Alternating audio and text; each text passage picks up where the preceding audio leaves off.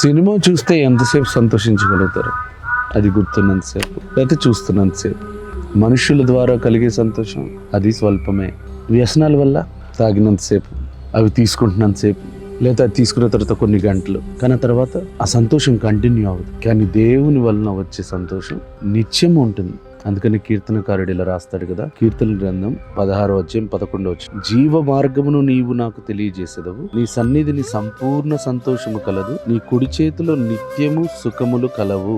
దేవుని సన్నిధిలో సంపూర్ణ సంతోషం అంటే కంప్లీట్ హ్యాపీనెస్ దేవుని దగ్గర మాత్రమే మనకు దొరుకుతుంది. దేవుని సన్నిధిలో మాత్రమే దొరుకుతుంది. అంటే నీ కుటుంబంతో నువ్వు ఎలా సంతోషంగా ఉండాలి, నువ్వు చేసే పనిలో ఎలా సంతోషంగా ఉండాలి, నువ్వు నీ బిజినెస్ లో ఎలా సంతోషంగా ఉండగలవు, సమాజంలో ఎలా సంతోషంగా ఉండదు, సంపూర్ణ సంతోషం. అన్ని వేళ అన్ని విషయాల్లో సంతోషించడం నేర్పించగలిగింది దేవుని సన్నిధి. దేవుని సన్నిధి తోడుగా ఉన్నప్పుడు ఎర్ర సముద్రము తెరవబడి ఎర్ర సముద్రము మధ్యలో సంతోషం కలిగింది, యోర్దాను నది మధ్యలో సంతోషం కలిగింది, మారా వంటి చేదైన పరిస్థితులు సంతోషం కలిగింది. మరి సంపూర్ణ సంతోషం దొరికే దేవుని సన్నిధిని విడిచిపెట్టి ఎక్కడికి పరిగెడదాం? ఆయన సన్నిధిలో ఉండి ఆనందిస్తూ సంపూర్ణమైన సంతోషాన్ని పొందుకుందాం. God bless you.